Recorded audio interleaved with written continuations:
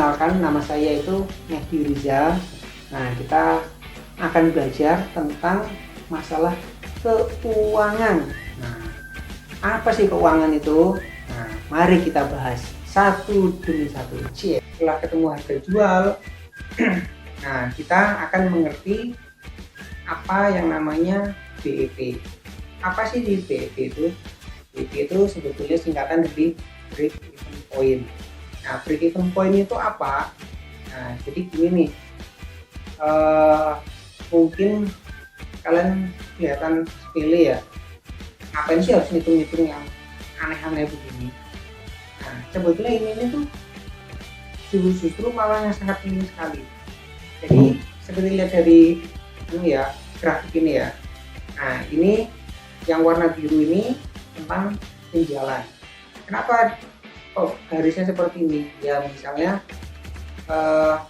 penjualan tuh seperti inilah, normalnya begini. Nah, ini lihat aja, dimulai dari persinggungan ya, ada harga sama penjualan sama output. Jadi ini dimulai dari nol. Jadi penjualan tuh tidak mungkin dimulai itu tiba-tiba sudah untung berapa, dimulai dari nol biasanya. Nah, tapi biaya tuh lihat yang warna merah itu sudah tiba-tiba di atasnya penjualan. Itu apa sih? Nah, itu sebetulnya berhubungan dengan biaya-biaya tadi itu, kayak misalnya biaya untuk air galon, terus sedotan, terus gelas dan lain. Itu sudah keluar duluan. Nah, itulah akhirnya bagaimana caranya biaya-biaya yang sudah keluar itu bisa ketemu sama omset penjualan. Nah, kalau udah ketemu titik itu, sebetulnya biaya itu kita sudah impas. Jadi biaya-biaya yang sudah kita keluarin itu sudah terbayarkan. Nah, tinggal sisanya itu adalah keuntungan. Nah, kenapa sih kita hitung BEP? Nah, BEP itu digunakan supaya kita tuh bisa tahu target berapa supaya barang apa biaya yang kita keluarin itu bisa impas dan kita tinggal ambil untungnya doang. Jadi ngerti berapa unit yang harus kita jual, minimalnya berapa, kemudian kita harus, jadi kita juga tahu berapa jumlah yang akan kita dapetin. Jadi kita ngerti volume yang harus dicapai. Nah, jadi misalnya nih, kenapa kita tulis BEP? Dari awal kita kan tadi bahas tentang contohnya itu 50 pieces per hari. Nah, jangan-jangan setelah kita hitung BEP yang kita target itu malah harus 100 pieces. Nah, inilah yang jangan sampai. Makanya terus kita hitung BEP supaya ngerti. Kalau misalnya nih harus 100 pieces, berarti kan rugi. Atau jangan bahkan minimal rupanya BEP itu kita hanya butuh 50 pieces. Kalau misalnya BEP itu 50 pieces dan kita tercapai 50 pieces, lalu kerja sosialan untung nggak ada untung sama sekali. Nah, itulah makanya pentingnya BEP itu di situ. Nah, makanya itu yang namanya pendapatan itu berhubungan dengan omset, tapi tidak berhubungan dengan laba. Laba itu apa sih? Untung gitu. Misal tadi itu kita udah ngerti ya, HPP-nya itu 3.000 berapa tadi ya? 3.000 rupiah ya? 3.078 ya. Nah, 3.078 kemudian kita jual, misal nih harganya itu 7.000. Nah, hampir 100% untungnya. Ya enggak apa-apa, berarti kan dengan dijual 7.000 tadi itu target 50 pieces, berarti per hari pendapatan tuh bisa 350.000 per harinya. Nah, 350.000 rupiah itu sebetulnya bukan untung, itu hanya omset atau pendapatan. Jadi jangan salah, jangan dikira dengan uang 350.000 itu kita udah bahagia, udah senang. Itu belum. Nah, untung itu berapa? Nah, itu dari harga jual 7.000, HPP-nya itu 3.078, Berarti kan selisihnya itu 3.922. Misalnya anggap aja 4.000 lah. Jadi 4.000 dikali 50 pieces. Berarti untung kita 200.000. Nah, inilah baru yang namanya untung.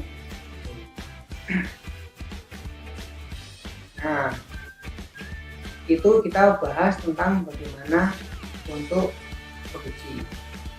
Nah, gimana sih kalau misalnya kita nih nggak produksi, kita jadi reseller atau dropshipper, itu seperti apa? Nah, kalau mau seperti itu, gampang, balik lagi, kita harus berpikirnya itu di tiga faktor tadi. Biaya bahan baku, biaya tenaga kerja langsung, dan biaya pendukung. Ini yang harus kita jadikan pedoman.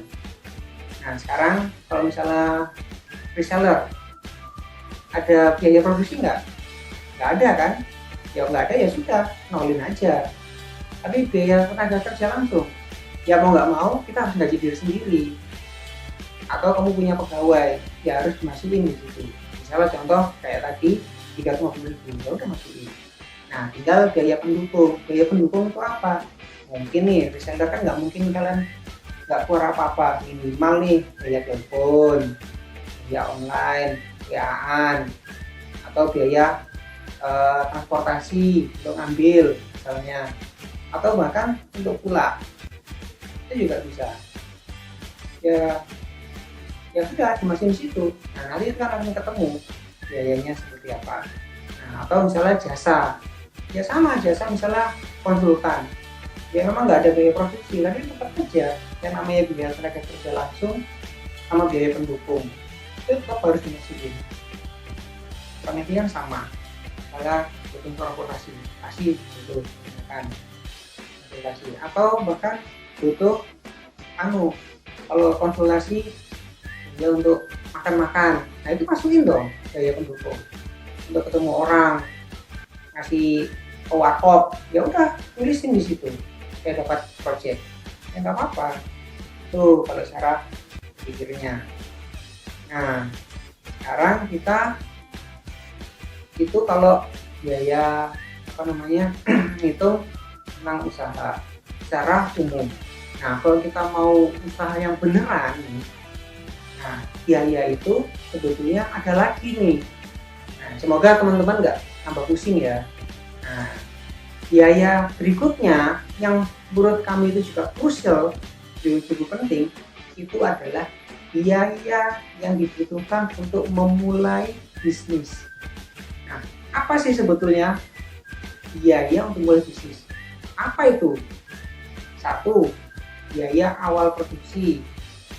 Itu yang berhubungan dengan sumber daya awal, peralatan, dan bahan.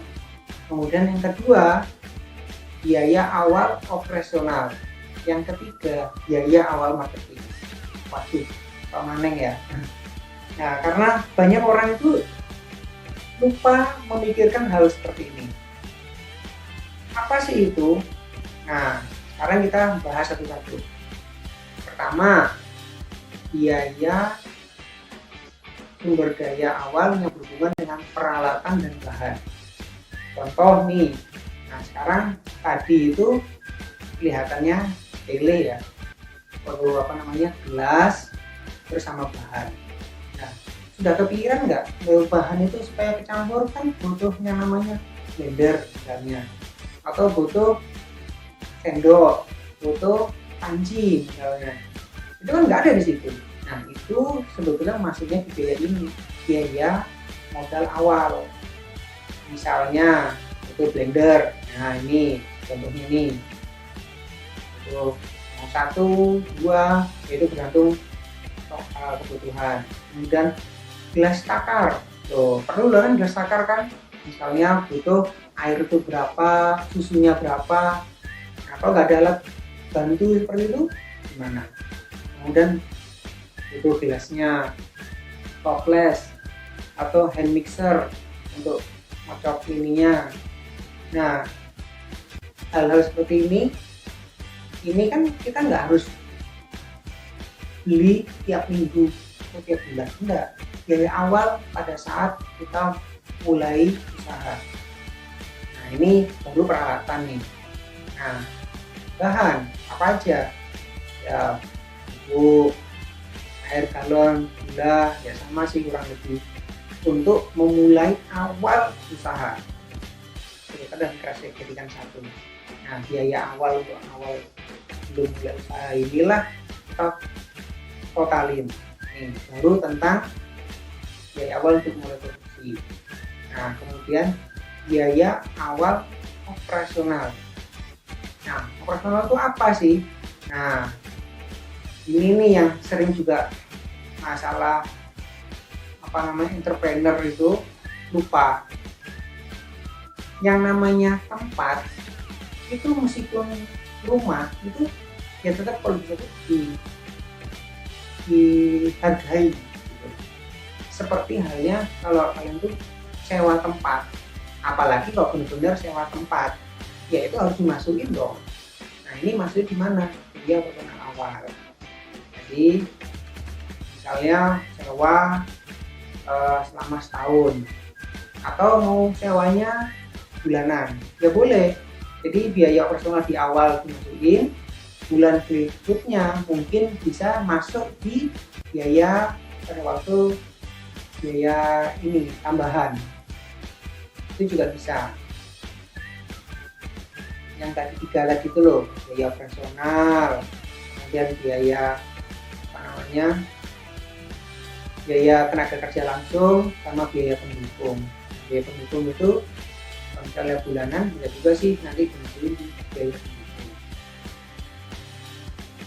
Nah, kemudian kalau misalnya kita ini lain sewa tempat, nah listrik dan air, nah itu masa nggak dipikirkan? Itu ya juga masuk.